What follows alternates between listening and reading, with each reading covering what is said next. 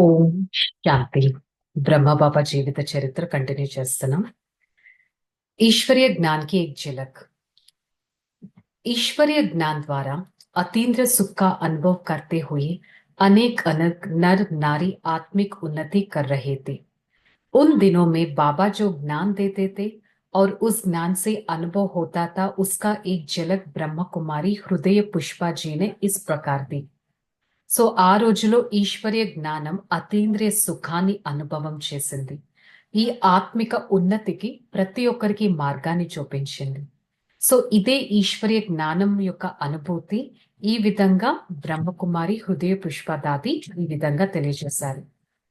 बचपन से ही मेरा यह संस्कार था, जब भी अपने संबंधियों से किसी भी शादी की सूचना मिलती है तो मुझे बहुत दुख का अनुभव होता था। शादी से मुझे घृणा थी। मुझे उस घृणा के कारण समझ में नहीं आता था, परंतु जिसे जिसे मेरी अपनी शादी का दिन नटक आते रहे थे, मैं रोती रहती थी। చిన్నతనం నుంచి హృదయ పుష్పదాతికి ఒక సంస్కారం ఉండేది. ఎవరన్నా తన సంబంధీకులు వివాహం గురించి మాట్లాడారంటే తనకి నచ్చేది కాదు. దుఃఖం యొక్క అనుభూతి జరిగేది. వివాహం అంటే తనకి నచ్చేదే కాదు. ఎవరన్నా వివాహం గురించి మాట్లాడారు అంటే వారి నుంచి తను దూరంగా కూడా వెళ్ళిపోయేవారు. आखिर जब मेरे विवाह का समय पहुंच रहा तो मुझे ऐसा लगी कि मेरे मृत्यु का दिन आ गया है। ఆఖరికి తన వివాహం రోజు దగ్గరికి వచ్చినప్పుడు తనకు అనిపించింది, నా మృత్యువి రోజు దగ్గరకు వచ్చేసింది అనిపించేది. నా వివాహం అయ్యి मेरा विवाह तो हो गया, परंतु पति के प्रीत मेरी दृष्टि से वासना भाव रचमत नहीं था। पति बीमार रहते थे और मैं एक नर्स की भांति उसकी देखभाल तथा सेवा करती थी, परंतु मेरे मन में कभी भी मोह भाव नहीं था। తన వివాహం జరిగినప్పుడు పతి కూడా అనారోగ్యమైనప్పుడు ఆ పతిని ఒక నర్సుగా తాను ఎంతగానో చూసుకునేవారు. కాకపోతే ఎప్పుడు కూడా ఆ పతి పైన మోహం అనేది కలిగేది కాదు. ఎప్పుడు కూడా మోహం అనేది కాకుండా పతి పత్ని అనే సంబంధం కాకుండా ఒక సోదరి సోదరుడు సంబంధంతో ఎంతగానో సేవ చేశారు.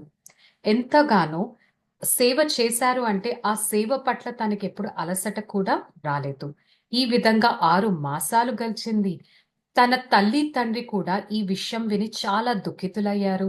వారికి కూడా చాలా దుఃఖం కనిపించింది. ఏ విధంగా తిన వివాహం అయ్యాక తినకి ఇలాంటి లైఫ్ దొరికిందే అని అనుకున్నారు.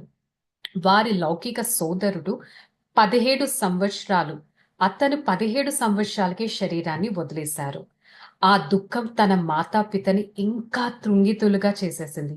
ఒక పక్క కూతురు ఇలా అయిపోయింది, ఒక పక్క కొడుకు ఈ విధంగా చనిపోయారు అని. మరి ఈ విధంగా ఆ తల్లిదండ్రులు కుంగిపోతూ ఉన్నారు. వారి దగ్గర ఎంత సంపత్తి ఉన్నా కూడా ఆ సంపత్తిని కనీసం అనుభవించేవారు కూడా లేరు. తల్లి తండ్రి దుఃఖాన్ని చూసి నాకు కూడా ఎంతో దుఃఖం కలిగిపోయింది. నాకు కూడా దుఃఖం యొక్క వృద్ధి పెరిగిపోతూ ఉంది. సో ఈ విధంగా దుఃఖం పెరిగిపోతూ ఉన్నప్పుడు दूसरी और सिंधी इस बात का घूम घूम मची थी, ओम बाबा सत्संग में कोई जाते तो उसे परम शांति का अनुभव होता है। సో ఆ దుఃఖము పొంగిపోయినప్పుడు ఆ మొత్తం సింధులో ఒక ఒక మాట ఉండేది. ఓం బాబా దగ్గరికి మనం వెళ్ళామంటే ఎంతో శాంతిని అనుభవం చేసుకుంటాం. చాలా మందికి అతని నుంచి శ్రీకృష్ణుడి సాక్షాత్కారం జరిగింది అని. ఈ విధంగా చాలా మంది ఓం బాబా గురించి మాట్లాడేవారు. సో నేను కూడా ఓం బాబా సత్సంగానికి వెళ్ళాలి అని అనుకున్నాను. ఓం బాబా సత్సంగానికి ఒక్కసారి వెళ్ళగానే ఎంతటి శాంతి అనుభవం అయ్యిందంటే, బాబా ఒక్కసారిగా నన్ను చూసి అడిగారు, మీరు ఎవరు అని. నెక్స్ట్ మీరు ఎవరు అని అడిగారు. జాన్తీ హో ఆప్ కౌన్ హే, బాబా మళ్ళీ అడిగారు, తెలుసా మీరు ఎవరు అనేది. సో బాబాకి నేను చెప్పాను, నాకు దుఃఖం అనేది చాలా ఈజీగా వచ్చేసింది. బాబా మళ్ళీ అడిగారు, సరే ఈ సంసారంలో ఇదొక దుఃఖమైన సంసారమా సుఖమైన సంసారమా. నేను చెప్పాను, ఈ సంసారంలో చాలా చాలా దుఃఖం ఉంది అని. దానికి బాబా చెప్పారు, అచ్చా నువ్వు ఒక్కసారి కూర్చో, కూల్గా వచ్చి కూర్చో. నేను వెంటనే బాబా సన్ముఖంలో వెళ్ళాను. బాబా తన చేతో ఈ విధంగా ఒక చిత్రాన్ని గీశారు. ఏ చిత్రము? భృకుటి మధ్యస్థానంలో ఆత్మ ఉండే అనే చిత్రాన్ని గీశారు. ఒక్కసారిగా నువ్వు చూడు, ఈ శరీరము ఒక పంచతత్వాలతో తయారైన ఒక మట్టి బొమ్మ. ఈ శరీరం వినాశనం అవ్వాల్సిందే. ఈ శరీరాన్ని నడిపించేది ఒక ఆత్మ. సంస్కారాలన్నీ ఆత్మనే తీసుకుంటుంది.